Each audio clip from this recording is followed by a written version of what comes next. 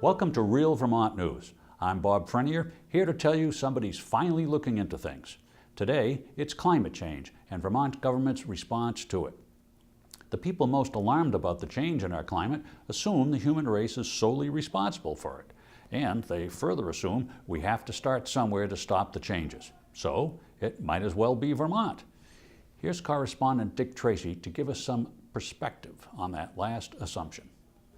Thanks, Bob. Vermont is tiny. It occupies less than 10,000 square miles. If we compare that figure with Earth's almost 200 million square miles, Vermont occupies 5/1000ths of 1% of the planet. 5/1000ths of 1%. So on the basis of geography, what happens in Vermont is statistically insignificant to what happens with the Earth's climate. Can't the same thing be said about Vermont's population of 630,000 when you consider more than 7 billion people on the world? Absolutely. Vermont has less than 1/100th of 1% of the world's population. And Vermont remains statistically insignificant when we look into energy consumption. The U.S. Energy Information Administration says, quote, "Vermont's total energy consumption is already the lowest of any state in the nation. And America's annual energy consumption is about 17.7% of the world's total."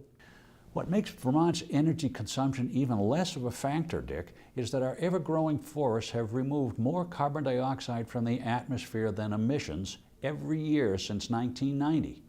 Each acre of Vermont forest land sequesters the annual emissions from 62 vehicles.